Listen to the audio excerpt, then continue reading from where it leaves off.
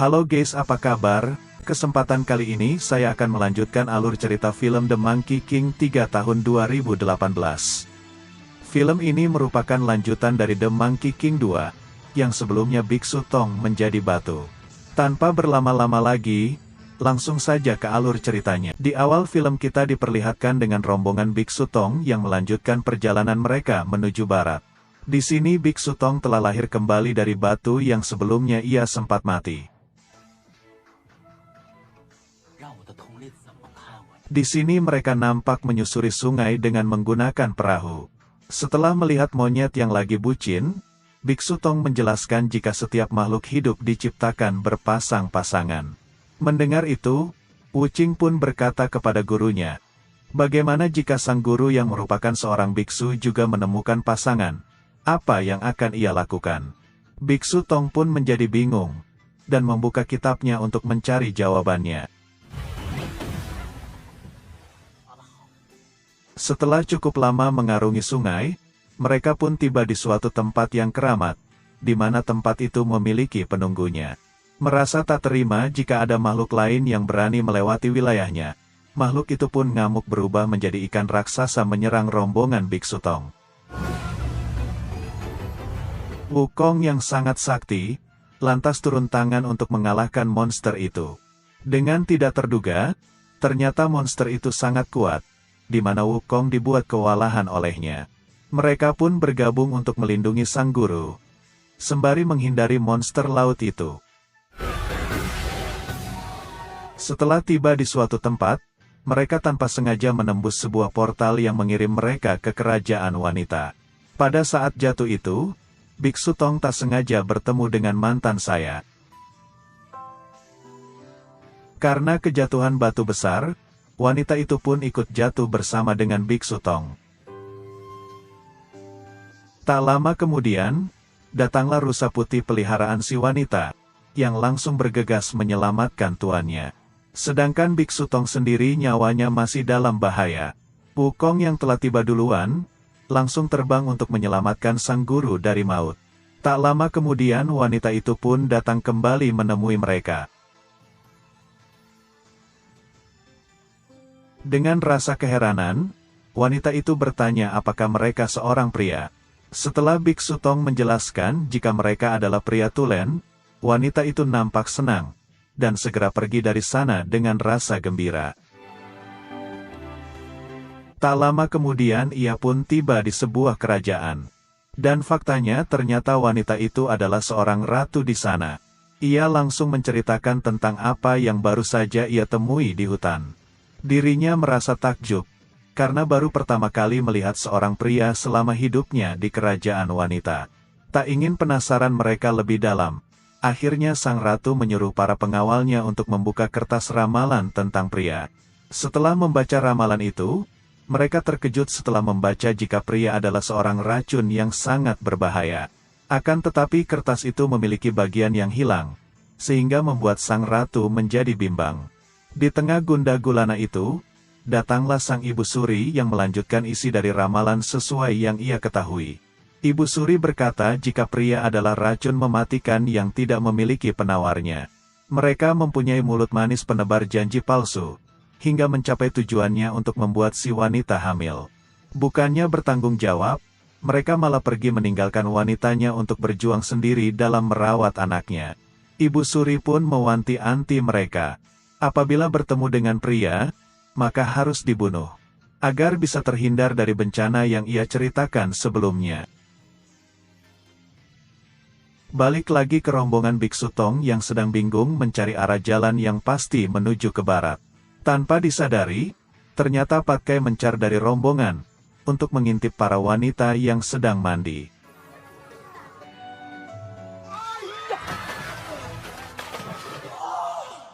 Tak lama kemudian datanglah para pasukan dari kerajaan wanita yang mengepung mereka. Pada saat Wukong akan menghabisi mereka semua, Biksu Tong melarangnya menggunakan cara kekerasan. Baru saja berucap satu kata, Biksu Tong langsung dihantam hingga pingsan. Seperti hewan buruan, mereka dikurung dalam jeruji besi untuk dibawa ke kerajaan. Melihat jika semua orang di sana para wanita, mereka pun akhirnya menyadari jika tempat ini merupakan kerajaan wanita.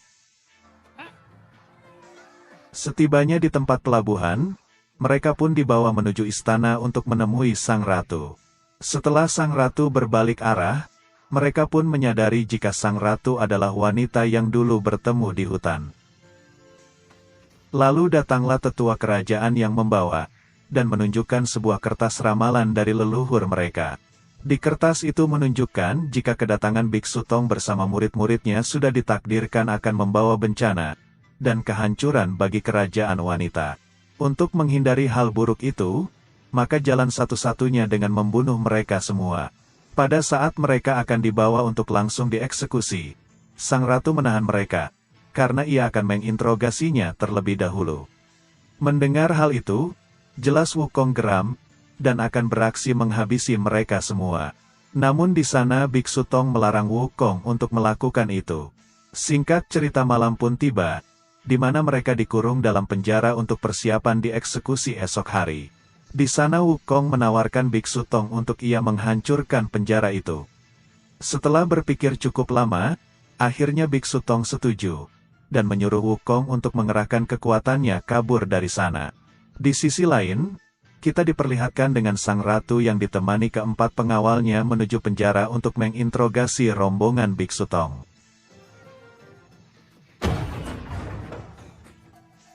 Setelah Wukong berhasil membawa rombongannya kabur, ia terkejut ternyata kerajaan itu dilapisi perisai yang sangat kuat. Setelah berulang kali mencoba, akhirnya Wukong menyerah, dan mengajak kembali lagi ke penjara untuk memikirkan rencana selanjutnya.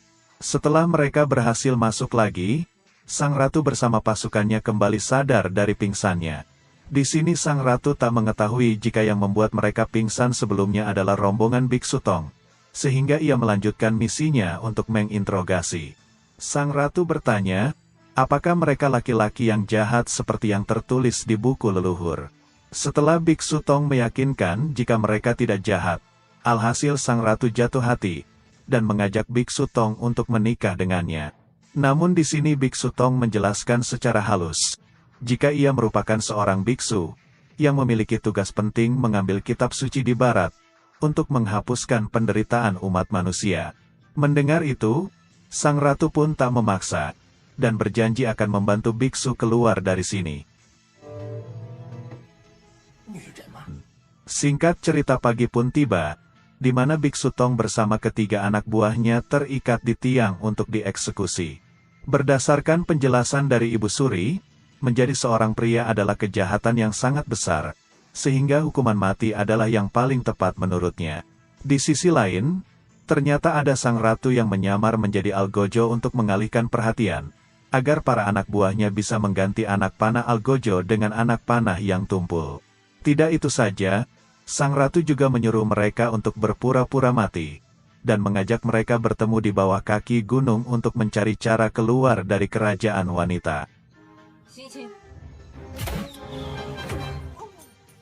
Namun ketika giliran Biksu Tong, ia tak mau berpura-pura mati, karena ia tak ingin berbohong. Dengan cepat, Wuqing langsung menghantam pipi Biksu Tong dengan menggunakan batu.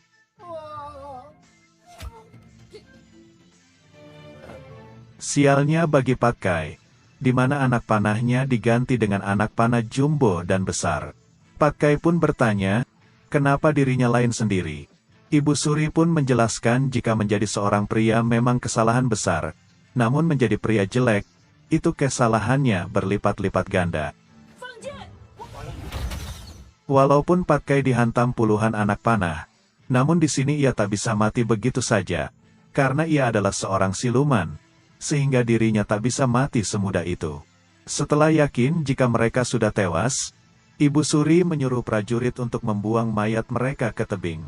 Setelah rencananya berhasil, sang ratu langsung menyuruh para prajurit untuk membawa rombongan Biksu Tong ke goa bawah kaki gunung, karena di sana merupakan tempat keramat, sehingga orang lain tak bisa sembarang masuk.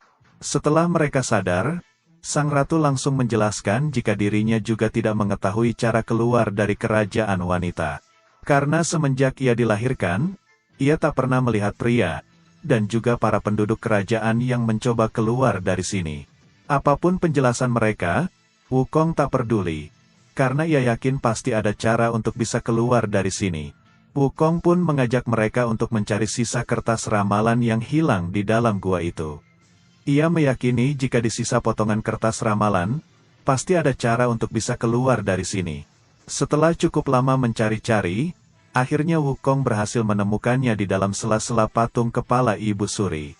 Secara tidak terduga, ternyata kertas itu hidup, dan bisa berlari-lari untuk mempermainkan mereka.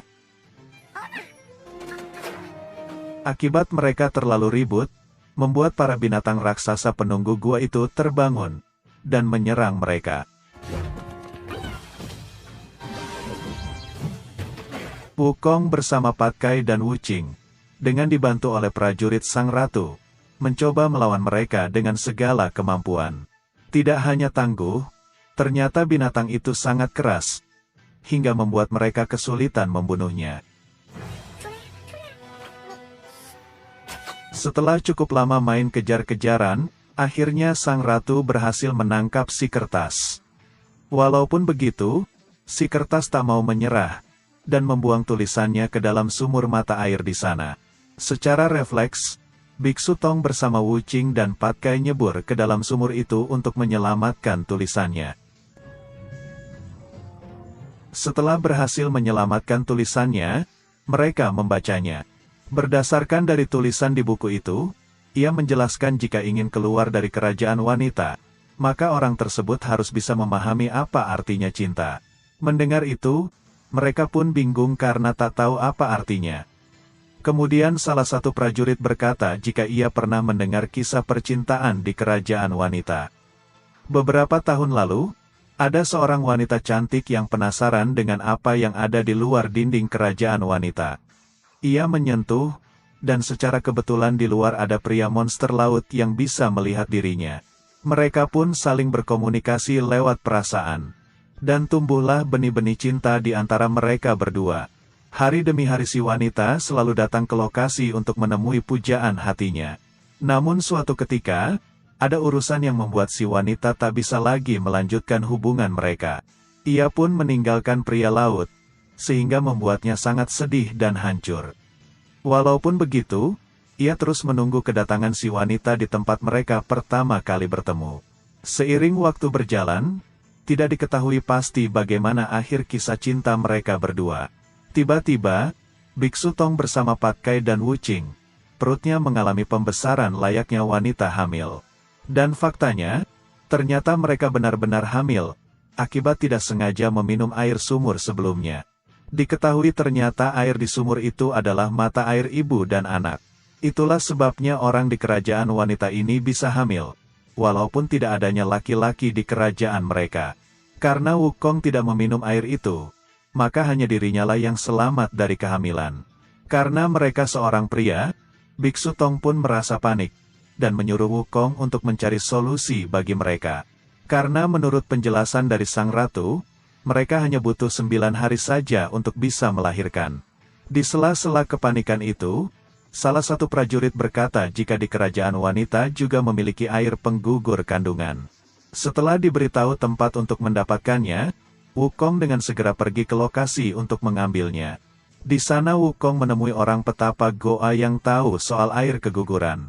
Setelah orang itu berbalik, ternyata dia adalah seorang banci kaleng. Setelah mendengar maksud dan tujuan Wukong ke sini, sang petapa menjelaskan jika ingin mengambil mata air keguguran, dibutuhkan waktu yang sangat lama hingga ratusan tahun lamanya. Balik lagi ke Biksu Tong yang sangat sedih dan tidak terima jika ia akan mempunyai anak, karena tugasnya masih ada untuk mengambil kitab suci di barat. Sang Ratu pun menjelaskan secara perlahan, jika hamil bukanlah dosa besar, karena jika sang biksu menggugurkannya, itu sama saja ia membunuh manusia. Karena bagaimanapun juga, bayi di janin sang biksu pun berhak untuk hidup. Mendengar ceramah itu, akhirnya Biksu Tong perlahan bisa menerima takdir, dan akan melahirkan hingga merawat bayinya. Balik lagi ke Wukong yang mendapat saran dari petapa, jika ia ingin mendapatkan air itu secara cepat, maka Wukong harus bisa menceritakan artinya cinta yang murni. Wukong yang tak tahu apa-apa soal cinta, akhirnya masa bodoh dengan perkataan sang petapa. Yang ia tahu hanyalah kisah dirinya sendiri, yang dulu sangatlah kacau sebelum bertemu dengan Biksu Tong. Setelah ia diangkat sebagai murid, perlahan hidupnya berubah menjadi orang yang lebih baik.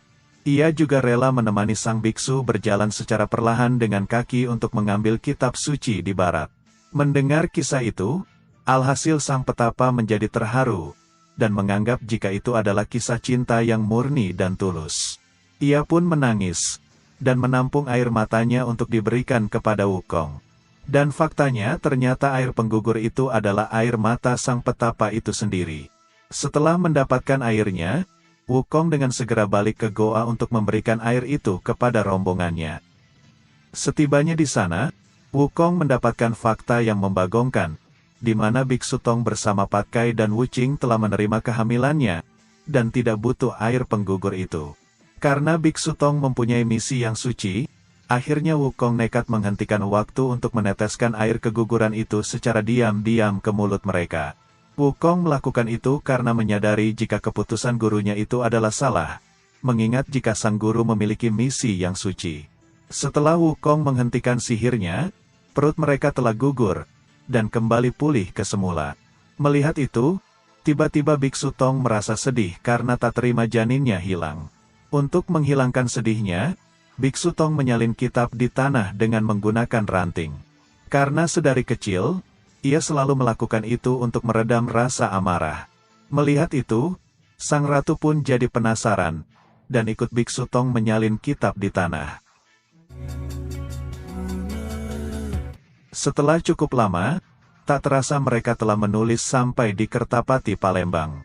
Dari belakang, ternyata sudah ada Ibu Suri bersama prajuritnya memergoki mereka. Mengetahui jika Biksu Tong berpura-pura mati, Ibu Suri pun kembali menangkapnya. Ia menyuruh prajuritnya untuk membawa Biksu Tong ke tepi laut yang tak berujung. Tanpa rasa ampun, ia menghanyutkan Biksu Tong ke tengah laut agar tidak bisa kembali lagi. Sang ratu yang mengetahui rencana Ibu Suri pun langsung memacu rusa putihnya untuk menyelamatkan Biksu Tong. Setibanya di laut, sang ratu terkejut melihat jika ia terlambat, karena Biksu Tong telah dihanyutkan. Karena tak bisa melawan kehendak Ibu Suri, sang ratu akhirnya dengan nekat mengejar Biksu Tong untuk ikut hanyut bersamanya. Ibu Suri yang melihat itu, hanya bisa sedih menyesali perbuatannya, yang berakibat membuat penerus kerajaan wanita hilang di telan lautan tak berujung. Benar saja, ternyata di sini Biksu Tong bersama sang ratu telah tiba di tengah laut yang dipenuhi kabut asap, hingga membuat mereka tidak bisa melihat keadaan sekitar, dan susah untuk mencari arah untuk kembali. Balik lagi ke Wukong yang masih dalam gua. Di sini mereka tidak mengetahui jika sang guru telah hilang di telan lautan. Tak lama kemudian datanglah Ibu Suri yang menemuinya. Bukan bermaksud untuk menangkap, melainkan memohon dari Wukong agar bisa membawa kembali sang ratu yang kini ikut hanyut bersama Biksu Tong. Mendengar itu, dengan cepat Wukong terbang keluar untuk mencari gurunya. Walaupun menggunakan kekuatan mata batin, Wukong masih saja tidak bisa melihat keberadaan sang guru, karena di sana terdapat kabut asap yang sangat tebal. Singkat cerita pagi pun tiba, di mana Biksu Tong bersama sang ratu kini masih terombang-ambing di tengah laut. Walaupun kabut asap sudah hilang, akan tetapi mereka tidak bisa melihat daratan. Sang ratu pun kini mulai merasakan lapar dan haus, karena ia juga merupakan seorang manusia biasa. Biksu Tong yang kasihan, lantas ia pun dengan ikhlas membiarkan tangannya untuk dimakan oleh sang ratu. Karena kebaikan Biksu Tong, membuat sang ratu makin cinta dengannya. Ia pun menolak untuk memakan, dan rela jika mereka akan mati bersama. Setelah cukup lama dihantam oleh badai yang ganas, mereka pun kini tiba di daratan yang menuju pintu keluar dari kerajaan wanita. Dan benar saja, ternyata ramalan di buku kertas sebelumnya tepat. Karena cinta yang tulus antara sang ratu dengan Biksu Tong, membuat gerbang keluar kerajaan wanita menjadi terbuka. Melihat gerbang keluar terlalu mencolok, akhirnya Wukong berhasil menemukan keberadaan gurunya. Wukong pun langsung mematahkan rantau yang membelenggu Biksu Tong, lalu mengajaknya untuk segera pergi dari sana. Tiba-tiba Biksu Tong berbalik melihat ke arah sang ratu. Karena telah merasakan cinta dengannya, akhirnya Biksu Tong pun mengajak sang ratu untuk ikut bersamanya pergi dari sini. Namun pada saat sang ratu hendak melangkah keluar, ternyata ada sebuah perisai yang menghalangi dirinya untuk tidak bisa pergi dari kerajaan wanita. Sang ratu yang nekat untuk ikut dengan Biksu Tong, lantas memaksakan menerobos perisai itu. Karena memaksa melawan takdir dari kerajaan wanita, alhasil semua benda yang berada di lingkaran kerajaan menjadi batu. Termasuk juga dengan sang ratu bersama yang lainnya. Melihat itu, secara refleks Biksu Tong langsung memeluk sang ratu, hingga membuat semua keadaan menjadi semula. Di sisi lain, penunggu laut yang melihat gerbang kerajaan wanita terbuka, langsung bergegas masuk untuk mencari pujaan hatinya dulu. Dari sini terungkaplah fakta. Ternyata wanita yang menjalin kasih dengan penunggu laut dahulu, itu adalah Ibu Suri sendiri.